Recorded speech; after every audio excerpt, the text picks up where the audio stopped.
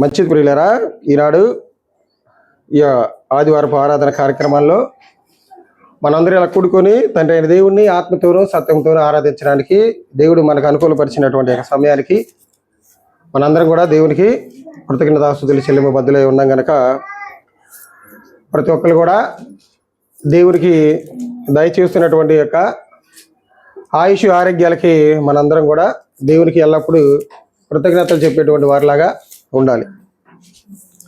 కాబట్టి మనం వచ్చిన ఈ యొక్క ఆదివారపు ఆరాధన కార్యక్రమంలో వచ్చినటువంటి మనందరం కూడా దేవుణ్ణి మనం దేంతో ఆరాధించాలని వాక్య భాగం సెలవిస్తుందంటే ఆత్మతోనూ సత్యంతోనూ మనందరం ఆరాధించాలి. కనుక ఎవరు కూడా అనాలోచనగా ఉండకండి. ఎవరు కూడా ఉంటాయి బాధలు అనేవి ఉంటాయి మనుషులు అన్నాక మనకి వస్తాయి కాబట్టి బాధలు. ఆ బాధల్ని మనం ఇప్పుడు గుర్తు చేసుకొని బాధపడే కంటే ఆ బాధల్ని దేవుడి సన్నిధానంలో దేవుడికి తెలియజేసుకున్నామంటే దానికి పరిష్కారం అనేది దేవుడే మనకి తెలియజేస్తాడు. కాబట్టి అలాంటి అనాలోచనగా ఉండకుండా ప్రతి ఒక్కరు కూడా కొద్ది నిమిషాలు వాక్యం మీద మీ మనసును కేంద్రీకరించవలసిందిగా కూర్చున్నాను. ఈరోజు మనం చర్చించుకోబోతున్నటువంటి అంశం ఏంటిదంటే, అంశం పేరు దేవుడు చేసినటువంటి మేలులను లేకపోతే దేవుడు చేసినటువంటి ఉపకారాలని మనం మరొకటి అని మనకు ఒక లేఖన భాగం సెలవిస్తుంది కనుక ఆ లేఖన భాగాన్ని చదువుకొని మనం ముందుకెళ్దాం.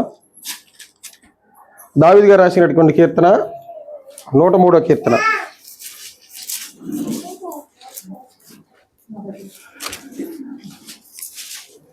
2వ వచనం 103వ కీర్తన 2వ వచనం. నా ప్రాణమా యెహోవాను సన్నుతించుము, ఆయన చేసిన ఉపకారములలో దేనిని మరువకుము. ఏమని చెప్పి సెలవిస్తుంది వాక్యం మనకి ఇక్కడ, నా ప్రాణమా యెహోవాను సన్నుతించుము, ఆయన చేసిన ఉపకారములలో దేనిని మరువకుము. మనం ఇప్పటివరకు ఇలా బ్రతుకున్నామంటే అది దేవుడు చేస్తున్నటువంటి మేలే మనకి. కాబట్టి మనం దాన్ని మర్చిపోకూడదు. ఎప్పుడు మనం ఏం చేసుకుంటూ ఉండాలంటే జ్ఞాపకం చేసుకుంటానే ఉండాలి. ఎందుకంటే ఇప్పుడు దాకా ఒకసారి మీరు మీ మనసులో ఒకసారి ప్రశ్న వేసుకోండి, ఇప్పుడు దాకా నాకు ఎక్కువ ఎవరు మేలు చేసి ఉంటారంటే ఒకసారి ఆలోచించుకోండి. ఎవరు చేసి ఉంటారు? ఎవరు ఉంటారా మొదటి ప్లేస్లో అంటే దేవుడే ఉంటారు. దేవుడినే పెట్టాలి మనందరమే. మానవులుగా కనబడుతున్నటువంటి మనుషులు పెట్టకూడదు. లోకస్తులైతే దేవుడు తెలియని ఎరిగిన వారైతే వాళ్ళు ఎవరు జ్ఞాపకం చేసుకుంటారంటే, నేను ఇలా బతుకున్నానంటే అది మా ఊరైనా, మా ఊరి ఎమ్మెల్యే, మా ఊరి ఎంపీ అని ఇలా మనుషుల పేర్లు చెప్తారు కానీ దేవుడి పేరు చెప్పరు. ఎందుకంటే వాళ్ళ దేవుడి గురించి తెలియదు కాబట్టి. కాబట్టి దేవుడి గురించి తెలిసినటువంటి మనం ఏం చేయాలంటే, ఇప్పుడు దాకా నేను ఇలా సజీవంగా ఉన్నానంటే ఆయన దేవుడు చేసినటువంటి మేలే. నా కుటుంబం ఇలా సంతోషంగా ఆనందంగా క్షేమాభివృద్ధి కలిగి ఉందంటే అది ఎవరు చేసినటువంటి మేలు? దేవుడు చేసినటువంటి మేలే. కాబట్టి ఇతరులు మనకి మేలులు చేస్తారు. దేన్ని ఆశించి మేలు చేస్తారంటే మన దగ్గర నుంచి కూడా వాళ్ళు ఏదో ఒక మేలు ఆశించే. కానీ దేవుడు ఏం చేస్తారంటే దేవుడు కూడా మనకి చేస్తాడు, కానీ ఆయన ఏమి కూడా మన దగ్గర నుంచి ఆశించడు. కాబట్టి ఎవరిలో మంచితనం ఉంది? దేవుడిలోనే. దేవుడిలో మనుషుల్లో స్వార్థం ఉంటుంది, కానీ మేలు చేసేటప్పుడు సహాయం చేసేటప్పుడు దేవుడిలో మాత్రం ఎలాంటి స్వార్థం అనేది ఉండదు. మళ్ళీ వీళ్ళు నాకు ఏదో ఒక సహాయం చేయాలని కోరుకోడు. దేవుడు ఒకటి కోరుకుంటాడు, ఆయన చేసినటువంటి మేలుని బట్టి నన్ను జ్ఞాపకం చేసుకుని నాకు కృతజ్ఞతలు చెల్లించండి చాలు. అంతకు తప్పితే మీరేమి నాకు సహాయం చేయలేరు. కాబట్టి దేవుడు మన కుటుంబాల్లో కూడా ఎన్నో రకాలైనటువంటి మేలులు చేశారు. అవి లెక్క పెట్టుకుంటే ఒక రోజులు కాదు, నెలలు కాదు, వారాలు కాదు, సంవత్సరాలు పడతాయి దేవుడు చేసినటువంటి మేలు. ఎందుకంటే మనందరికీ ఇప్పటికి అందరికీ 30 పైన దాటిన వాళ్ళు ఉన్నారు ఇక్కడ. ఈ 30 సంవత్సరాలు కూడా దేవుడు మనకి లేడ సహాయంగా దేవుడు చేయలేదా మనకి మేలులు? దానితో పాటుగా అప్పుడప్పుడు కొంతమంది మనుషులు కూడా చేసి ఉంటారు. ఎందుకయ్యా వాళ్ళు చేస్తారంటే మ్యాక్సిమం చాలా మంది కూడా మళ్ళీ తిరిగి నాకు సహాయం చేస్తాడని చేయాలి. అది చేయడం కూడా చాలా మంచిదే. కాబట్టి ఈ యొక్క ఆదివారం ఆరాధన దినాన్ని మనం దేవుడు చేసినటువంటి మేలుల్లో కూడా కొన్ని రకాలైనటువంటి మేలులు ఉన్నాయి. మొదటిగా 2 రకాలైనటువంటి మేలులు దేవుడు మనకి చేశాడు. ఏంటి అంటే 2 రకాలైనటువంటి మేలులు. మొదటిది ఏంటిదంటే భౌతిక సంబంధమైనటువంటి ఉపకారాలకే పర్యాయపదంగా మనం మేలులు అనుకోవచ్చు. ఉపకారాలనే పర్యాయపదాలు ఏమంటారంటే మేలులు. కాబట్టి మనకి భౌతిక సంబంధమైనటువంటి మేలులు దేవుడు చేశాడు. అలాగే రెండవది ఏంటిదంటే ఆత్మ సంబంధమైనటువంటి మేలులు కూడా దేవుడు చేశాడు మనకి. ఓకేనా, చూద్దామండి. ఈ ఆత్మ సంబంధం, భౌతిక సంబంధమైన మేలులు ఏం చేశాడు, ఆత్మ సంబంధమైనటువంటి మేలులు ఏం చేశాడో మనం చర్చించుకుందాం ఈరోజు. మొదటిగా ఏంటిది? భౌతిక సంబంధమైన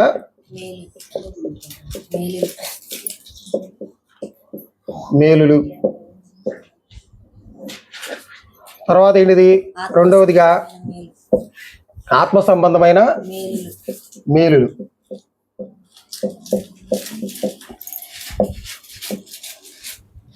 ఈ రెండు రకాల మేలులు దేవుడు మనకి మన జీవితంలో ఇప్పుడు కూడా చేస్తానే వస్తున్నాడు.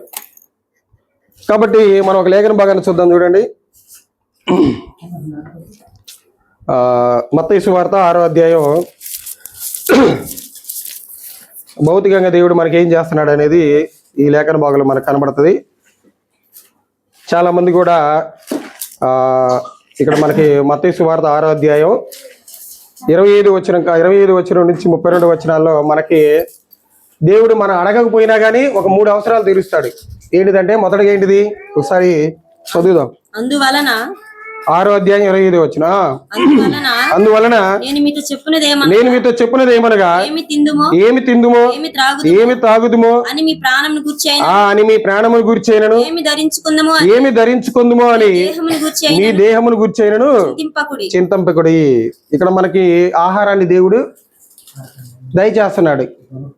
ఎవరి ద్వారా మనం ఇప్పుడు ఆహారాన్ని తినగలుగుతున్నాం అంటే అది దేవుని ద్వారానే. ఇది కూడా భౌతిక సంబంధమైనటువంటి మేలే. ఇదేంది? దేవుడు మనం అడగపోయినా కానీ దేవుడు చేసేదే మనకి ఆటోమేటిక్గా. దీన్ని మనం ప్రత్యేకంగా ప్రార్థనలో జ్ఞాపకం చేసుకోవాలి. దేవుడా మాకు రోజు ఆహారం దయచేయాలి, రోజు జ్ఞాపకం చేసుకునే అవసరం లేదు. దేవుడు మనం అడగపోయినా కానీ దేవుడు ఏం చేస్తాడు? మనకు ఆహారాన్ని దయచేస్తాడు. తర్వాతగా ఇంకోటి ఏంటిది? ఇంకోటి చూద్దాం. చూడండి, 28వ వచనం. వస్త్రములు గూర్చి మీరు చింతింపనేలా, అడవి పువ్వులు ఎలాగూ నెదుగుచున్నవో ఆలోచించి అవి కష్టపడవు వాడకవు. ఇక్కడ కూడా దేని గురించి చెప్తున్నాడంటే వస్త్రాల గురించి. వస్త్రాలు కూడా ప్రార్థనలు ఎప్పుడైనా మీరు జ్ఞాపకం చేస్తున్నాడు, నాకు మంచి మంచి వస్త్రాలు కావాలని కోరుకుంటారు ఎవరన్నా? కోరుకోరు. అవి అడగాల్సిన అవసరం లేదు, మనమే కొనుక్కుంటాం. అది కూడా దేవుడి ద్వారా మనకు దయచేసినటువంటి ఒక భౌతికమైన సంబంధమైన మేలే. దేవుడు మనకి అడగపోయినా కానీ వస్త్రాలు భోజనాలు సిద్ధపరుస్తున్నాడు. అది దేవుడు చేసినటువంటి భౌతిక సంబంధమైన మేలే. మనం అడగపోయినా కానీ ఏం చేస్తున్నాడు? మనకి వస్త్రాలు కూడా దయచేస్తున్నాడు. అది కూడా భౌతిక సంబంధమైనటువంటి మేలే. తర్వాతగా ఇంకోటి ఉంది, నివాసాలు కూడా మనకి దేవుడు దయచేసుకుంటూ వస్తున్నాడు. చూడండి ఎక్కడ కనబడిద్ది అంటే అది మనకి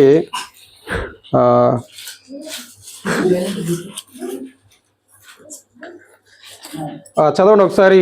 28వ వచనం. వస్త్రముల గురించి మీరు చింతింపకుడి, అడవి పువ్వులు ఎలాగ ఎదుగుచున్నవో ఆలోచించుడి. అవి కష్టపడవు వడకవు, అయినను సమస్త వైభవముతో కూడిన సొలొమోను సహితము వీటిలో ఒక దానినైనా అలంకరింపబడలేదు. నేడుండి రేపు పొయ్యిలో వేయబడి అడవి గడ్డిని దేవుడు ఇలాగ అలంకరించే ఎడల అల్ప విశ్వాసురా మీరు మరీ నిశ్చయముగా మీకు నిశ్చయముగా మరి వస్త్రములు ధరింపజేయును కదా. కాబట్టి ఏమి తిందుమో ఏమి త్రాగుదుమో ఏమి ధరించుకుందుమో అని చింతింపకుడి. అన్య జనులు వీటన్నిటి విషయమై విచారింతురు. ఇవన్నీ మీకు కావాలనని మీ పరలోకపు తండ్రికి తెలియను. మనం ఆహారం కావాలనుకున్నా అది మనం అడగపోయినా దేవుడు మనకు ఆటోమేటిక్గా సహాయం చేస్తాడు. మన వస్త్రాలు అడగపోయినా ఆటోమేటిక్గా దేవుడు సహాయం చేస్తాడు. మనం నివసించేటువంటి నివాసాలు దేవుడిని అడగపోయినా కానీ దేవుడు మనకి సహాయం చేస్తాడు. అది ఇక్కడ లేఖన భాగం మనకు అదే భౌతిక సంబంధమైనటువంటి ఈ 3 మేలులు మనం అడగపోయినా కానీ దేవుడు ఏం చేస్తా ఉన్నాడు? దేవుడు మనకి సహాయం చేస్తానే ఉన్నాడు. ఇది ఒక భౌతిక సంబంధమైనటువంటి మేలు. తర్వాతగా రెండవదిగా మనం ఇంకొక భౌతికంగా దేవుడు మనకి ఎవరిని ప్రసాదిస్తా ఉన్నాడంటే తల్లిదండ్రులను కూడా. ఎవరిని ప్రసాదిస్తున్నాడు? తల్లిదండ్రులను కూడా. చూడండి, ఇప్పుడు సమాజంలో తల్లిదండ్రులు వాళ్ళ యొక్క పాత్ర ఎలా ఉంది పిల్లల మీద? పిల్లల్ని పట్టించుకొని వాళ్ళని ఒక మంచి దారిలో నెరవేర్చే నడివడిగా నేర్పించేటువంటి స్థాయిలో ఉన్నారా, స్థితిలో ఉన్నారా? లేకపోతే వారి పనుల్లోనే నిమగ్నమైపోయి పిల్లల్ని వదిలేసి వారిలాగా ఉన్నారా? దేవుడు మనకి తల్లిదండ్రులు ఇస్తున్నాడు. ఆ తల్లిదండ్రులు ఏం చేయాలంటే వాళ్ళకి పుట్టినటువంటి బిడ్డల్ని దేవుళ్ళు పెంచుకుంటా రావాలి. మరి ఇలా భౌతిక సంబంధమైనటువంటి మేలులు చేస్తున్నటువంటి దేవుడు మరి తల్లిదండ్రులు మనకిస్తున్నాడు, తల్లిదండ్రులకి పిల్లల రూపంలో మనల్ని కూడా దయ చేస్తున్నాడు. మరి వాళ్ళని ఎలా ఉన్నారు, వాళ్ళని ఎలా పెంచుకుంటున్నాం, వాళ్ళు ఎలా ఏ స్థాయిలో ఉంచాలని మనం ప్రయత్నం చేస్తున్నాం? వాళ్ళని బాగా చదివించి ఒక మంచి ఉద్యోగాన్ని తెప్పించాలనే ప్రయత్నం చేస్తున్నా కానీ వాళ్ళకి దేవుడి గురించి తెలియజేయాలనేటువంటి ఆలోచన కూడా ఎవరికి రావట్ల. విచారకరం అది. ఒక ఐఏఎస్ ఐపీఎస్ జాబ్ కన్నా కానీ ఉత్తమమైనటువంటి జాబ్ ఏందో తెలుసా? ప్రపంచంలో సేవకుడు అనేటువంటి జాబే. ఒక దేవుడు పరిచర్య చేస్తున్నటువంటి వ్యక్తి యొక్క చేసేటువంటి పని అనేది ప్రపంచంలోనే చెప్పుకోదగ్గ జాబ్ అది. అది ఎవరు కూడా, కానీ అది సమాజంలో ఉన్నటువంటి కొంతమందికి ఎలా కనపడుతుందంటే భిక్షాటన చేసేటువంటి వ్యక్తిలా కనపడుతున్నాడు. కానీ దేవుడి దృష్టిలో ఒక సేవకుడి యొక్క స్థానం కానివ్వండి, ఆయన స్థితి కానీ ఎలా ఉంటుందంటే చాలా పెద్ద స్థాయిలో ఉంటుంది. కాబట్టి ఇలా భౌతికంగా మనకి తల్లిదండ్రులు దేవుడు మనకి దయచేస్తున్నప్పుడు ఆ తల్లిదండ్రులు ఏం చేయాలంటే తమ బిడ్డల్ని చాలా జాగ్రత్తగా పెంచుకుంటూ ఉండాలి. దేవుడి యొక్క నడవడికలో వాళ్ళని వృద్ధి చేసుకుంటా ముందుకు వెళ్తూ ఉండాలి. అదే దేవుడు కోరుకుంటుంది తల్లిదండ్రుల నుంచి.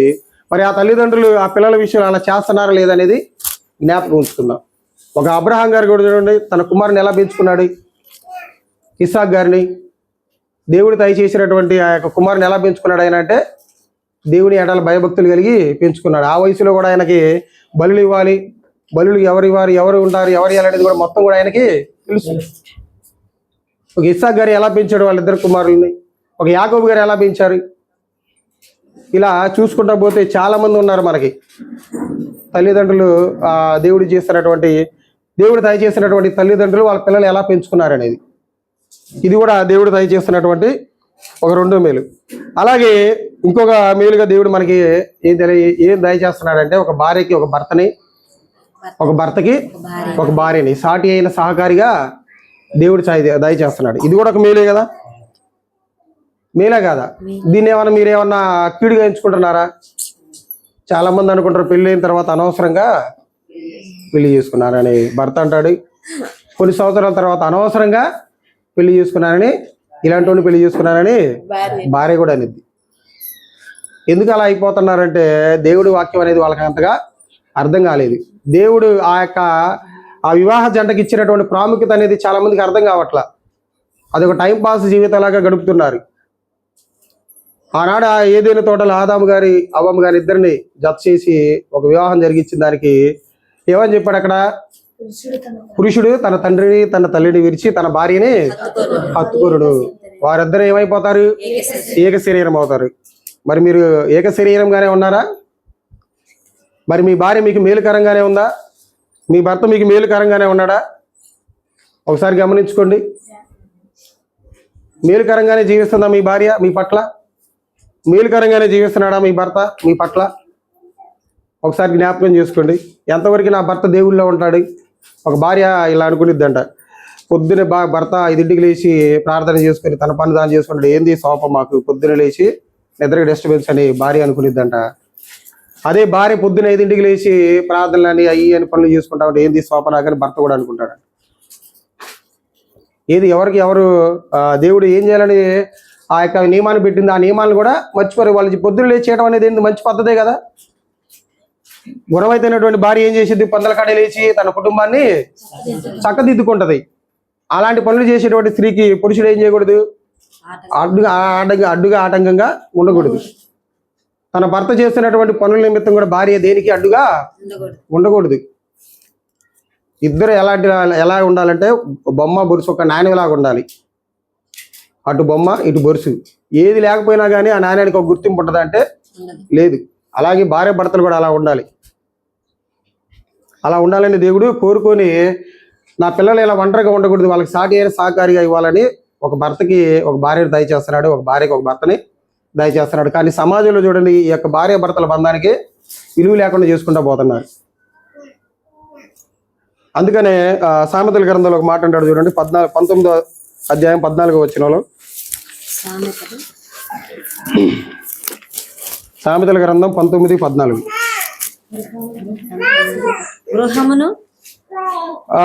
గృహమును విత్తమును పితరులు ఇచ్చిన స్వాస్థ్యము, సుబుద్ధి గల భార్య యెహోవా యొక్క దానము. సుబుద్ధి గల భార్య అంట దేవుడు దయచేసినటువంటి దానం అంట, ఒక పురుషుడికి దేవుడు ఇచ్చినటువంటి భార్య.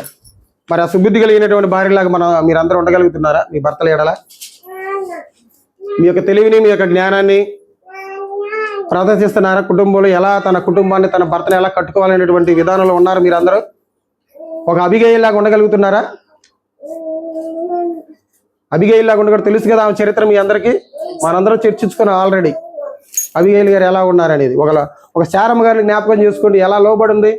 ఆమె ఒక సుబుద్ధి గల భార్య, తన భర్తను ఎప్పుడు ఏమని పిలుచుకుంటా వచ్చేదంట? గౌరవ మర్యాదలతో యజమానుడు అని పిలుచుకుంటా వచ్చేది. తనకి ప్రతి విషయంలో ఆమె లోబడతా ఉండేది, సహకారిగా ఉండేది. కాబట్టి ఇదే వచ్చిన ఇంకా మనం ముందుకెళ్తే 31:10 వచ్చిన కూడా చదవండి. 31:10 వచ్చిన కూడా సామెతలు 31:10. భార్య దొరుకుతారు అటుది ముత్యము కంటే అమూల్యమైనది. భార్య దొరికిన వానికి మేలు దొరికిన ఒక చోట ఉంటది. ఎక్కడది? భార్య దొరికిన వానికి మేలు దొరికినని ఒక వచనం ఉంటది. మరి అది నేను రాసుకోవడం మర్చిపోయాను అనుకుంటా. ఒకసారి ఆ వచనం కూడా మనందరికి తెలుసు కాబట్టి చూడండి ఒకసారి. భార్య దొరికిన వారికి ఏం దొరికిందని చెప్పాడు దేవుడు? మేలు దొరికిందంట. మరి మేలు కలంగానే ఉన్నారు మీరు మీ భర్తలకి? కొంతమంది ఆడవాళ్ళు భర్తలు అంటే పడినటువంటి ఒక ఆడవాళ్ళు, కొంతమంది ఆడవాళ్ళు అంటే ఏం చేశారంటే ఒక మీటింగ్ ఏర్పాటు చేశారంట. మాకు ఈ భర్తలు వద్దు, మేము వాళ్ళందరితో విడిపోయి దూరంగా ఉండాలనుకొని ఒక మీటింగ్ ఏర్పాటు చేసుకున్నారంట. వీళ్ళందరూ ఒక మీటింగ్ ఏర్పాటు చేసుకున్నప్పుడు ఒకనొక సైకాలజిస్ట్ ఒక మానసిక స్థితి ఎలా ఉంటుంది, వాళ్ళని ఎలా మార్చాలని తెలిసినటువంటి ఒక వ్యక్తి అంట వాళ్ళందరినీ పిలిపించి ఒక మీటింగ్ ఏర్పాటు చేస్తారట. ఏం ఏర్పాటు చేస్తాడు? ఒక మీటింగ్ ఏర్పాటు చేస్తాడు. మీటింగ్ ఏర్పాటు చేసినప్పుడు అతను ఒక ప్రశ్న అడుగుతాడంట వాళ్ళందరినీ. సరేనమ్మా, మీరు అడిగినట్టుగానే చేద్దాంలే, కానీ నేను ఒక ప్రశ్న అడుగుతాను, నాకు సమాధానం చెప్పడానికి ఒక ప్రశ్న అడిగాడు. ఏంటిది ఆ ప్రశ్న అంటే, ఒక 5 వ్యక్తుల పేర్లు నేను ఇప్పుడు బోర్డు మీద రాస్తా. ఈ 5 వ్యక్తుల పేర్లు వీళ్ళు లేకపోయినా నా జీవితం నేను సంతోషంగా ఉండగలనని మీరు ఒకరి పేరు చెప్పండి అని అడిగాడంట. 5 పేర్లు రాస్తారు. ఈ 5లో ఎవరు లేకపోయినా కానీ నేను జీవించగలను అని ఒక 5 పేర్లు రాశాడంట. మొదటిగా ఎవరి పేరు రాశాడంటే ఆ అమ్మాయి తరపున వాళ్ళ అమ్మ, వాళ్ళ నాన్న, తర్వాత తనకు పుట్టినటువంటి పిల్లలు, చివరిలో భర్త అని రాశాడంట ఆయన. మొదటగా తల్లి, తండ్రి, వాళ్ళ పిల్లలు, తర్వాత భర్త పేరు రాసిందంట ఆయన. మొదటగా అడిగారంట భార్యని, ఏందమ్మా ఇది ఇప్పుడు ఈ రాశారు కదా వీళ్ళందరి పేర్లలో, వీళ్ళలో ఎవరు లేకపోయినా మీ జీవితంలో మీరు సంతోషంగా ఉండగలరని అడిగినప్పుడు ఆయన చెప్పాడంట, వాళ్ళందరూ చాలాసేపు ఆలోచించుకొని తల్లిదండ్రులది ఏముంది, పెళ్ళి అయిపోయిన తర్వాత నేను నా భర్త ఇంటికి వచ్చాను కదా, వాళ్ళతో నాకు సంబంధం ఏముంది, వాళ్ళు నాకు సహాయం ఏం చేశారు, నా భర్త ఉన్నాడు కదా నాకు సహాయంగా అనుకుని తన భర్త చేసినటువంటి బిల్లని జ్ఞాపకం చేసుకొని తల్లి లేకపోయినా మేము ఉండగలం అనుకున్నారంట. తర్వాత ఎవరైనా అడిగినప్పుడు వాళ్ళు కూడా బాగా ఆలోచించుకొని తర్వాత ఎవరిని కొట్టేశారంటే తండ్రి గురించి. తర్వాత ఎవరి ప్లేస్ ఉందంటే తండ్రి ప్లేస్ ఉంది. వీళ్ళు ఏమనుకున్నారు, తండ్రి మమ్మల్ని పోసాడు, పెంచాడు, సరే ఇంకా నేను భర్త ఇంటికి వచ్చాను కదా, ఇంకా నా భర్తే నాకు తండ్రి, నా భర్తే నాకు తల్లి అని మళ్ళీ భర్త చేసినటువంటి మేలు మళ్ళీ జ్ఞాపకం చేసుకుని ఏం చెప్పారంటే మళ్ళీ ఆయనకి ఏం చెప్పారంటే వీళ్ళు ఆ తండ్రి లేకపోయినా కానీ మేము ఉండగలం అనుకున్నారంట. తర్వాత ఎవరున్నారు? తర్వాత పిల్లలు ఉన్నారు. పిల్లలు ఉన్నప్పుడు మరి వీళ్ళిద్దరు ఎవరు లేకపోయినా మీరు ఉండగలరమ్మా అన్నప్పుడు వాళ్ళందరూ ఆలోచించుకున్నారంట. ఏమనంటే పిల్లలు ఏముంది, వాళ్ళ వాళ్ళ ప్లేసులకి వెళ్ళి వారి భార్యలతో వాళ్ళు ఉన్నప్పుడు నేను ఒక ఒంటరిదాన్ని అయిపోతాను, నాకు సహాయం ఎవరు ఉంటారు? నా భర్త ఉండేది పక్కనుండి, నా భర్తకి ఆయన కష్టాలు నేను, నా కష్టాలు ఆయన, నా సుఖాలు ఆయన సుఖాలు నేను అనుభవించుకుంటాం అనుకొని బాగా ఆలోచించుకొని ఏమని చెప్పారంటే చివరికి వచ్చేసరికి వాళ్ళలో వాళ్ళు ఏడ్చుకొని ఎమోషనల్ అయిపోయి వాళ్ళ భర్త వాళ్ళ జీవితంలో చేసినటువంటి అన్నింటినీ జ్ఞాపకం చేసుకొని ఏం చేశారంటే వాళ్ళు ఏడుస్తూ ఆ పిల్లలు లేకపోయినా కానీ మేము భర్తకు గలం అనుకుని చివరికి ఎవరు వేసారంటే ఓటు వాళ్ళకంటే వాళ్ళ భర్తలకే వేశారు. చూడు, తెలివైనటువంటి వ్యక్తి ఏం చేశారంటే వాళ్ళలో ఉన్నటువంటి ఆ యొక్క బలహీనతను ఏం చేశాడు, ఆయన తీసివేశాడు. ఒక స్త్రీ జ్ఞాపకం చేసుకుందంటే చివరిసారికి పిల్లలు వేసినప్పుడు, పిల్లలు బాగానే ఉన్నప్పుడు తన భర్త అంట ఆమెకు బాగలేనప్పుడు ఏం చేశారంటే తన దగ్గరే ఉండి తన అవసరాలు తీర్చుకుంటూ తన ఒళ్ళు పొనుకోబెట్టుకుని నీకేం వచ్చినటువంటి ఆ సమస్యను బట్టి జ్వరం కానివ్వండి, జలుబు కానివ్వండి, ఏదైనా సమస్యను బట్టి వాళ్ళు ఇలా ఓదార్చినటువంటి ఆ సమయాన్ని గుర్తు చేసుకున్నారంట వాళ్ళందరూ. అలాగే అప్పుడప్పుడు భర్త పొగుడుతూ ఉండేవాడంట వాళ్ళు చేసినటువంటి పనులు బట్టి. దీన్ని బట్టి కూడా ఏం చేశారంటే ఇవన్నీ జ్ఞాపకం చేసుకొని, అరే నా భర్త నా జీవితంలో ఎన్ని చేశారు అనుకుని జ్ఞాపకం చేసుకొని, చివరికి ఎవరి ద్వారా ఎవరు ఉంటేనే వాళ్ళు సంతోషంగా ఉండగలరో చెప్పుకున్నారంటే భర్తలు ఉంటేనే. అలా ఉండాలి. భర్తే ప్రపంచం అయిపోవాలి ఒక స్త్రీకి. భర్తకు కూడా భార్యే ప్రపంచం అవ్వాలి. అలా ఉన్నటువంటి కుటుంబాలే దీవించబడతాయి, ఆశీర్వదించబడతాయి. దేవుడు అలాంటి కుటుంబాన్నే కావాలనుకున్నాడు. కాబట్టి ఇలా భర్తకి భార్యనే, భార్యనే భర్తగా దేవుడు మనకి మేలు రూపంలో దయచేస్తున్నాడు. మరి ఎలా జీవించాలనేది మన చేతులు పెట్టాడు. మనం ఏం చేస్తున్నామంటే మనలో ఉన్నటువంటి ఈగోల్ని మనం చంపుకోలేకపోవడం వల్ల మన ఇబ్బందులు మనం ప్రదర్శిస్తూ ఉన్నాం. కాబట్టి అలా ఉండకూడదని కోరుకుంటున్నాడు దేవుడు.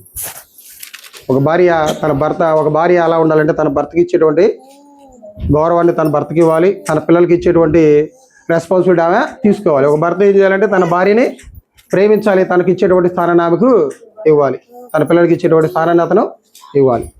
ఇలా దేవుడు ఇలా దయచేస్తున్నప్పుడు దానికి తగ్గట్టుగా మనం జీవించాలి. దేవుడు అదే కోరుకుంటుంది మన దగ్గర నుంచి.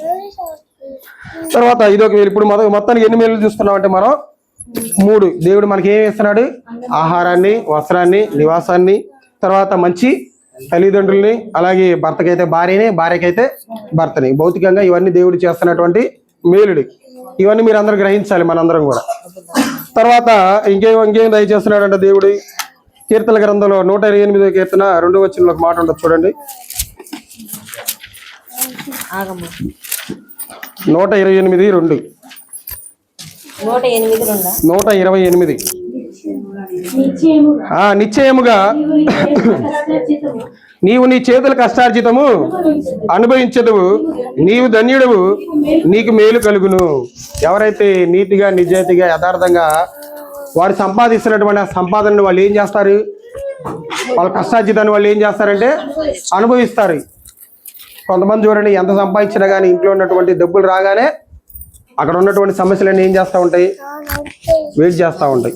ఆ సమస్యలకే ఆ డబ్బులని అయిపోతాయి.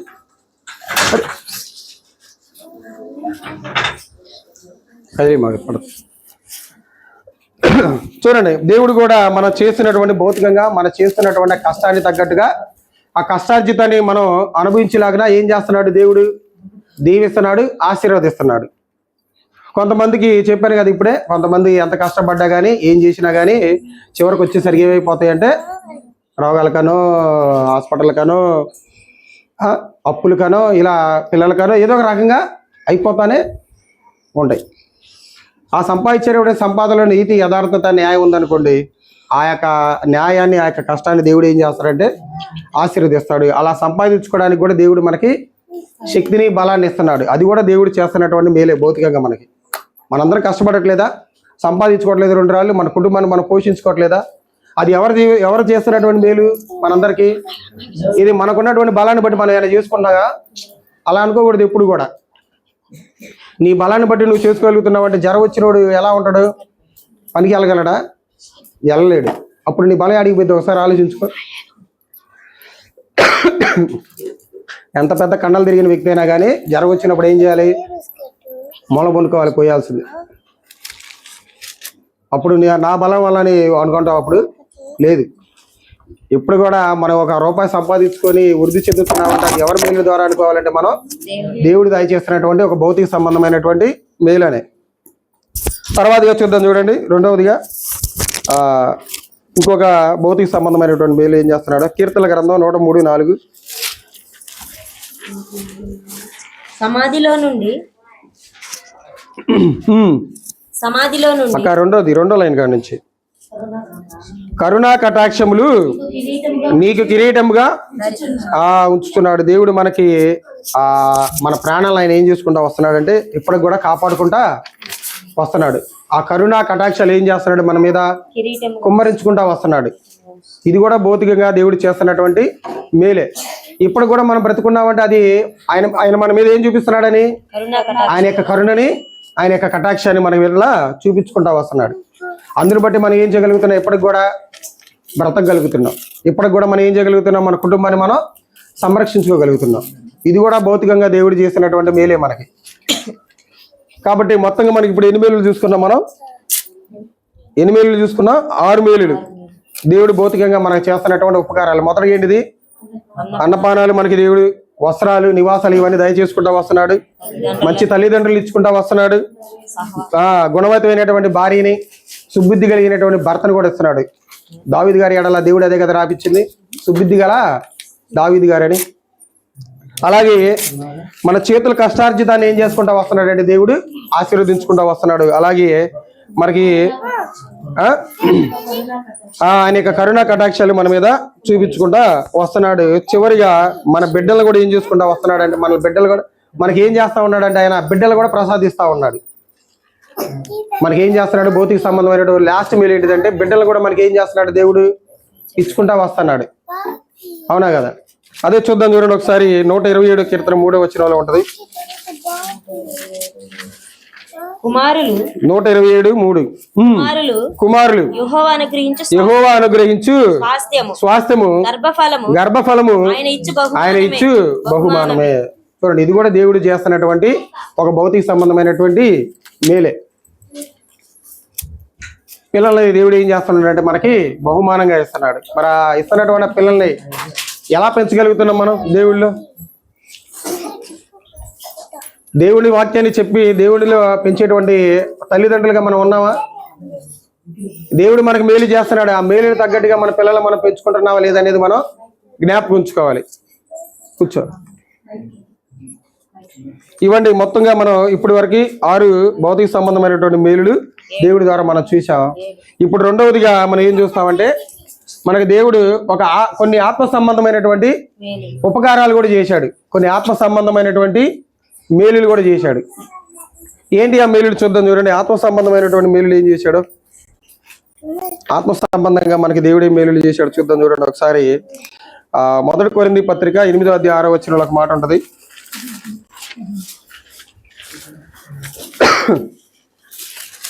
1 కొరింథీ పత్రిక 8వ అధ్యాయం 6వ వచనం. ఆకాశమందైనను భూమి మీదనైనను దేవతలు అనబడినవి ఉన్నను మనకు ఒక్కడే దేవుడు ఉన్నాడు, ఆయన తండ్రి. చూడండి, ఆయన మనకు తండ్రిగా ఉంటే అంతకన్నా గొప్ప దేవుంది, ఆధిక్యత ఏముంది మనకి? ఆయన కుమారులుగా పిలువపడటం కన్నా ఈ భూమి మీద మనకి ఇంకంత పెద్ద ఆధిక్యత ఏముందండి మనకి? అసలు దేనికి పనికిరానటువంటి మనల్ని ఆయన ఎలా పిలిపించుకోవాలనుకుంటున్నాడు? ఇప్పటికి కూడా నేను మీకు తండ్రినిరా. ఇదే దేవుడు దయచేస్తున్నటువంటి ఒక ఆత్మ సంబంధమైనటువంటి మేలు. భౌతిక సంబంధమైన వాళ్ళు ఎంతమంది ఉన్నా కానీ ఆయన మనకు తండ్రిగా ఉంటే ఆ బంధం వేరు, ఆ అనుబంధం వేరు, ఆ ఆధిక్యత కూడా వేరే. ఇప్పుడు మీ దేవుడు ఎవరైనా మనం బయట చెప్పుకోవడానికి కూడా చాలా ఫీల్ అవుతా ఉంటాం. చాలా అయ్యో ఆ పేరు చెప్పి ఏందమ్మా మీరు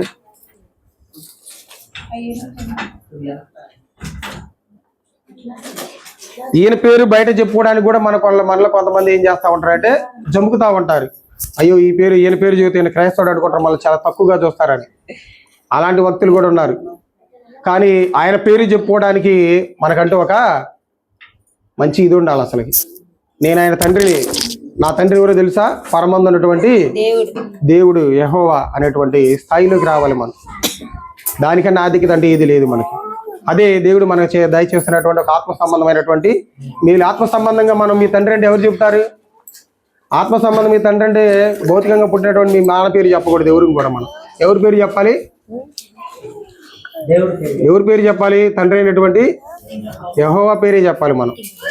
ఆయనే నా తండ్రి ఆత్మీయంగా, ఆయన ద్వారా నేను ఇలా జీవించగలుగుతున్నానటువంటి తరుణంలోకి రావాలి మనందరం. తర్వాతగా ఆత్మ సంబంధమైనటువంటి ఇంకో మేలు చూద్దాం చూడండి. ద్వితీయోపదేశకాండం 4వ అధ్యాయం 7వ వచనంలో ఒక మాట ఉంటది.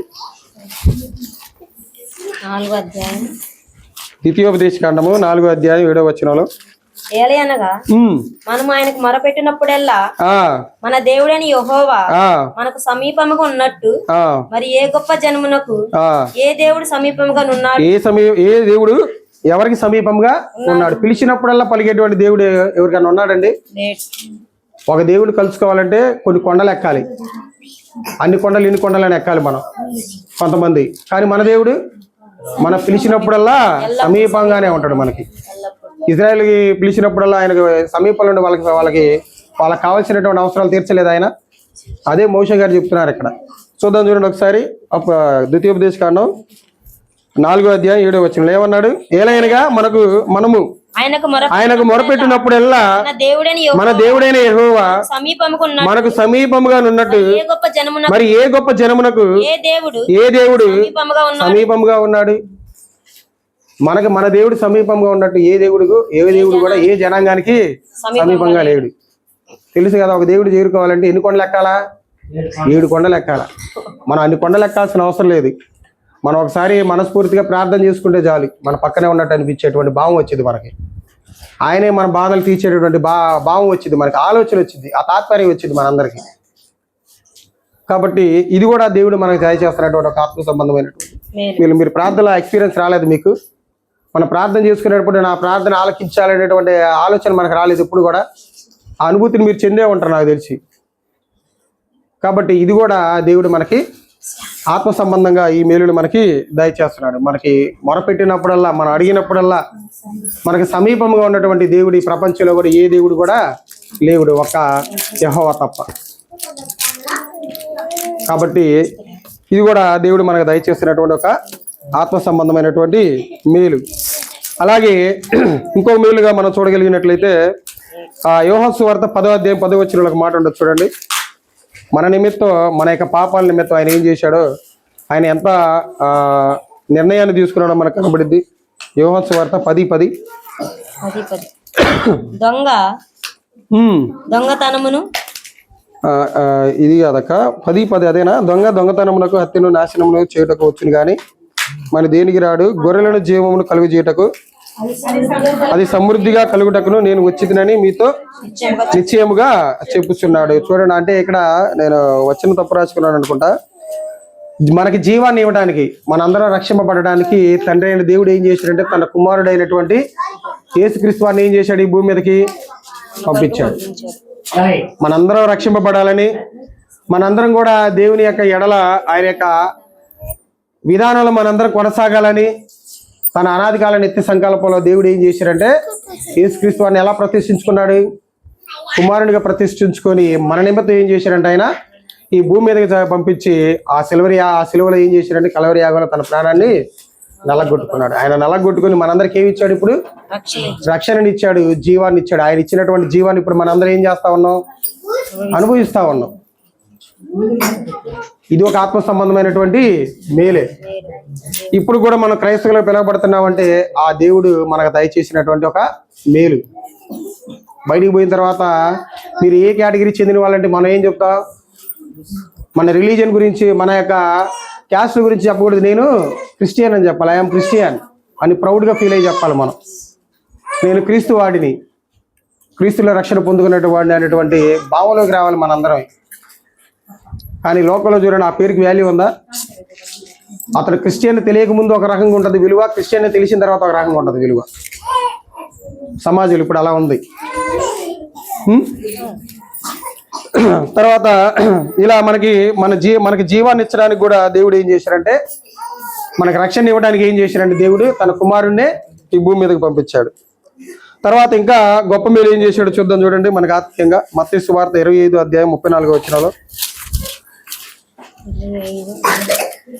మత్తయి సువార్త 25వ అధ్యాయం 34వ వచనంలో, అప్పుడు రాజు తన కుడివైపున ఉన్న వారిని చూచి 25:34 అప్పుడు రాజు తన కుడివైపున ఉన్న వారిని చూచి నా తండ్రి చేత ఆశీర్వదింపబడిన వారులారా రండి, లోకం పుట్టినది మొదలుకొని మీ కొరకు సిద్ధపరచబడిన రాజ్యమును స్వతంత్రించుకున్నాడు. మనందరి కోసం ఒక స్థలాన్ని ఏం చేశాడంట? ఆయన సిద్ధపరిచాడంట. ఆ స్థలానికి మనం చేరుకోవాలని ఏం చేశారంటే దేవుడు సిద్ధపరిచాడు మనందరి కోసం. 700 కోట్ల జనాభాకి ప్లేసులు ఉన్నాయా అంటే ఉన్నాయి. ఇంతకుముందు చనిపోయిన వాళ్ళకి ప్లేసులు అక్కడ ఉన్నాయా అంటే ఉన్నాయి. అబ్రహాం గారు కానివ్వండి, ఇస్సాక్ గారు కానివ్వండి, నోవా గారు కానివ్వండి, వీళ్ళందరికీ ఏం చేశాడు దేవుడు? స్థలాలు సిద్ధపరిచాడు. మనం కూడా చనిపోయిన తర్వాత ఆయన ఎడల భయం కలిగి, భక్తి కలిగి, ఆయన జీవించబడినటువంటి జీవన విధానాన్ని జీవించిన తర్వాత చనిపోతే ఆయన మన కోసం ఏం చేశాడు? అక్కడ పరలోకంలో స్థానాన్ని సిద్ధపరిచాడు. ఇది కూడా ఏంటిది? ఒక ఆత్మ సంబంధమైనటువంటి మేలు. మరి దీన్ని పొందుకోవడానికి మనం ప్రయత్నం చేస్తున్నామా? మనం మన జీవితంలో ఆ పరలోక స్థానాన్ని పొందుకునేటువంటి ఆ విధానంలోనే ఉన్నామా మన భక్తి జీవితం అనేది? ఒకసారి జ్ఞాపకం చేసుకుని మనందరం పరలోకానికి వెళ్ళాలి, నేను ఇక్కడ కళ్ళు మూస్తే నా శరీరం అనేది మట్టిలో కలవాలి, నా ఆత్మ అనేది ఎక్కడికి వెళ్ళాలి? దేవుని దగ్గరికి వెళ్ళాలి అనేటువంటి ఆలోచన రావాలి మనందరికి. ఎందుకంటే ఆయన ఏం చేశారు మన కోసం? అక్కడ పరలోకంలో స్థలాలు సిద్ధపరిచాడు. మరి ఆ స్థలాలు చేరుకోవాలంటే ఈ భూమి మీద నీ ప్రణాళిక ఎలా ఉంది? ఈ లోక సంబంధమైనటువంటి వాటికి మనం చిక్కుబడిలో ఉన్నావా? ఇంకా ఈ లోకంలో ఉన్నటువంటి వాటి ఎడల ఆశల్లో మనం అల్లాడిపోతున్నామేమో ఒకసారి జ్ఞాపకం చేసుకోండి. ఆ పరలోక స్థానాన్ని మనం సంపాదించుకోవాలంటే ఈ భూమి మీద మనం ఏం చేయాలంటే ఆయన ఎలాగైతే జీవించమన్నాడో అలా జీవించుకుంటా రావాలి. పాపానికి దూరంగా ఉండాలి, పవిత్రతకి దగ్గరగా ఉండాలి, వ్యసనాలకి దూరంగా ఉండాలి, పరిశుద్ధతకి దగ్గరగా ఉండాలి. అది ఎవరికి వారు ఏం చేసుకుంటా ఉండాలంటే హృదయ పరిశీలన చేసుకుంటా ఉండాలి. అలా చేసుకుంటూ జీవిస్తేనే అక్కడ ఉన్నటువంటి స్థానానికి మనందరమే చేరుకోగలం. ఇది దేవుడు మనకు చేసినటువంటి ఆత్మ సంబంధమైనటువంటి మేలులు. ఇప్పుడు దాకా మనం ఏం చూసుకున్నాం? భౌతిక సంబంధమైన మేలులు చూసుకున్నాం, ఉపకారాలు. ఆత్మ సంబంధమైనటువంటి మేలులు చూసుకున్నాం. తెలుసా ఇవన్నీ ఉన్నాయని మీకు ఐడియా ఉందా? దేవుడు మనకు భౌతికంగా వస్త్రాలు ఇస్తున్నాడని, ఆహారం ఇస్తున్నాడని, నివాసాలు ఇస్తున్నాడని, తల్లిదండ్రులు ఇస్తున్నాడని, పిల్లల్ని ఇస్తున్నాడని, భార్య భర్తకి ఇస్తున్నాడని, ఇవన్నీ మనకి ఐడియా ఉండాలి. అలాగే భౌతికంగా జరిపింది. ఇప్పుడు ఆత్మీయంగా ఏమి ఇస్తున్నాడని తెలియాలి మనకి ఆయనే తండ్రిగా ఉన్నాడు. ఆయన మనం పిలిచినప్పుడల్లా, మనం మొరపెట్టినప్పుడల్లా మనకి సమీపంగా ఉన్నటువంటి దేవుడు, మనం ఆరాధించేటువంటి దేవుడు. అలాగే తన కుమారుడు మన నిమిత్తం తన కుమారుణ్ణే ఈ భూమి మీదకి పంపించి ఆ కరవరి శిలువలో బలియాగం జరిగించాడు. అది కూడా ఆత్మ సంబంధమైనటువంటి మేలే. అలాగే మన కోసం ఏం చేశాడు? ఆయన పరలోకంలో స్థలాలు సిద్ధపరిచాడు. ఇవన్నీ ఆత్మ సంబంధమైనటువంటి మేలు. కాబట్టి ఇప్పటి నుంచి మనం ఏం చేయాలి? చివరిగా ఇప్పటి నుంచి మనం ఏం చేయాలంటే ఇప్పుడు కూడా ఇవన్నీ మేలులు గుర్తించిన వాళ్ళు ఇప్పటి నుంచి అని ఏం చేయాలంటే అదే ఉంటుంది. ఇప్పుడు దాకా మనం చదువుకున్నటువంటి మూలవాక్యాలని 103వ కీర్తన 2వ వచనంలో ఏముంది? ఆయన చేసినటువంటి పైన చెప్పినటువంటి 2 ఉపకారాలను కూడా ఎప్పుడు కూడా మనం దేనిని కూడా మనం మరవకూడదు. కానీ మనకున్నటువంటి రోగం ఏంటిదంటే దేవుడు చేసినేమో ఎమ్మటే మర్చిపోతాం, మనుషులు మన జీవితంలో చేసిన వాటిని మాత్రం సంవత్సరాలు కూడా గుర్తుపెట్టుకుంటాం. అదే మనకున్నటువంటి రోగం. చాలా మంది దీనికి మెడిసిన్ కావాలని కూడా కోరుకుంటున్నారు అనుకుంటా. సాధ్యమేనా? అది సాధ్యపడదు. దేవుడు చేసినటువంటి మేలులు కూడా ఎప్పుడు కూడా మీరు ఏం చేసుకుంటా ఉండాలంటే జ్ఞాపకం చేసుకుంటానే ఉండాలి, గుర్తు చేసుకుంటానే ఉండాలి. మనుషులు చేసినటువంటి మేలులు మనం గుర్తుంచుకోవాలి. వాళ్ళకి అవసరం వచ్చినప్పుడు మనం చేయాలి. వాళ్ళు చేసినవి గుర్తుంచుకోకపోయినా కానీ దేవుడు చేసినవి మాత్రం కన్ఫామ్గా గుర్తుండాలి. అలాగే ఇంకేం చేయాలి మనం? 1 తిమోతి పత్రిక 6వ అధ్యాయం 17వ వచనంలో ఒక మాట అంటాడు చూడండి. 1 తిమోతి పత్రిక 6వ అధ్యాయం 17వ వచనంలో, ఇహమందు ధనవంతులైన వారు గర్విష్ఠులు కాక అస్థిరమైన ధనమునందు నమ్మిక ఉంచక సుఖముగా అనుభవించుటకు సమస్తమును మనకు ధారాళముగా దయచేసిన దేవుని యందే దేవుని యందే మనం ఏం ఉండాలంటే మన నమ్మకం అనేది ఉండాలి. ఇంకెవరి మీద మనం నమ్మకం పెట్టుకున్నాం మనం ఫెయిల్ అయిపోతాం. మన యొక్క భక్తి జీవితంలో మనం ఎవరి మీద నమ్మకం పెట్టుకుని, ఎవరి మీద మనం విశ్వాసం కలిగి ఉండాలి? దేవుని మీద. ధనం కలిగి నన్ను కాపాడిద్దామని, నన్ను రక్షించిద్దాం అనుకోకూడదు. ఒక వ్యక్తి ఒక విపరీతమైనటువంటి ఒక రోగం, క్యాన్సర్ వచ్చిందనుకో, దాని నుంచి ఎవరు రక్షించగలిగేటువంటి సామర్థ్యం ఎవరికి ఉంది? దేవునికి ఉందా? డబ్బుకుందా? దేవునికి మాత్రమే ఉంది, డబ్బుకి ఏమీ లేదు. ఆ రోగం అనేది ముదిరిన తర్వాత దేవుడు డాక్టర్ల దగ్గరికి వెళ్ళిన ఏమంటారు వాళ్ళు? మేము కూడా ఏమీ చేయలేము, ఇది ఫైనల్ స్టేజ్ అన్నారు. దేవుడే చేసుకుంటాడు. దేవుడే దాన్ని నయం చేయగలిగేటువంటి శక్తి ఆయనకు మాత్రమే ఉంది. కాబట్టి దాన్ని మనం గ్రహించాలి. దేవుడి మీదే మన నమ్మకం అనేది ఉంచాలి, ఆయన మీద ఉంచాలి ఎప్పటికైనా కానీ మనం. తర్వాత కొలసీ పత్రికలో చివరికి ఈ మాట చూసుకుని ముగించుకుందాం. కొలసీ పత్రికలో 2వ అధ్యాయం 7వ వచనంలో ఒక మాట ఉంటుంది చూడండి. కొలసీ పత్రిక 2వ అధ్యాయం 7వ వచనంలో ఒక మాట ఉంటుంది. ఇప్పుడు దాకా మనం ఏం చేయాలి ఇప్పుడు నుంచి మనం చేయవలసినవి మొదటిగా ఆయన ఉపకారాల్లో దేని మరవకూడదు, దేవుని యందు మనందరం నమ్మిక ఉంచాలి. అలాగే చివరిగా 2:7 చూడండి. కావున ప్రభు అయిన క్రీస్తు యేసును అంగీకరించిన విధముగా ఆయన యందు వేరుపారిన వారై ఇంటి వలె కట్టబడుచు మీరు నేర్చుకొనిన ప్రకారముగా విశ్వాసమందు స్థిరపరచబడుచు దేన్ని చెల్లించడంలో విస్తరించాలి మనం, కృతజ్ఞతాస్తుతులు చెల్లించడంలో మనం విస్తరించు ఆయన యందుండి నడుచుకోవాలి. దేవుని యందుండి మనం నడుచుకోవాలి. మన నడివడికని ఒక సినిమా హీరోని బట్టి ఉండకూడదు, ఒక స్పోర్ట్స్ స్టార్ని బట్టి ఉండకూడదు. ఎవరిని బట్టి ఉండాలి? దేవుని యందు ఉండాలి. దేవుని యొక్క క్యారెక్టర్ కలిగి ఉండాలి. మనందరం ఆయన ఎలాంటి క్యారెక్టర్ కలిగి ఉన్నాడు అలాంటి క్యారెక్టర్లో ఉండాలి మనం. అలాగే ఆయన చేస్తున్నటువంటి మేలులకి ఏం చెల్లించకుండా మనం మర్చిపోకూడదు, కృతజ్ఞతాస్తుతులు చెల్లించడం మర్చిపోకూడదు. అవి చెల్లించడం మనం ఏమైపోవాలి? విస్తరించాలి. చెల్లించడం మాత్రం కాదు, ఆ చెల్లించడంలో దేవుడికి అనేక మందికి స్వార్థను ప్రకటించే వారిలా కూడా మనం మారిపోవాలి. ఇవన్నీ మనం చేయాల్సినవి. కాబట్టి ఇవి ఇప్పుడు దాకా నేను మీతో చెప్పాల్సినటువంటి వాక్య భాగం ఏంటిది? మనం పాఠం పేరేంటి? దేవుడు చేసినటువంటి ఉపకారాలు. వీటిని కూడా మనకి దేవుడు 2 రకాలైనటువంటి మేలులు చేసాడు. ఒకటి భౌతిక సంబంధమైనది, 2 ఆత్మ సంబంధమైనది. భౌతిక సంబంధమైన మేలులు చెప్పుకున్నాం, ఆత్మ సంబంధమైన మేలులు కూడా చెప్పుకున్నాం. మనం చేయవలసినవి కూడా ఇప్పుడు చెప్పుకున్నాం. వీటి ప్రకారంగా మనందరం ఉండాలని దేవుడు దయచేసినటువంటి యొక్క ఆయుష్కి మనందరం కూడా దేవుడికి ఎల్లప్పుడూ కూడా కృతజ్ఞతలు చెల్లిస్తూ ఇప్పుడు దాకా చెప్పబడినటువంటి వాక్యం మీ అందరికి అర్థమైందని నేను ఆశిస్తూ నా మాటలు ముగిస్తున్నాను. మీ అందరికి మరొకసారి నా హృదయపూర్వక వందనాలు.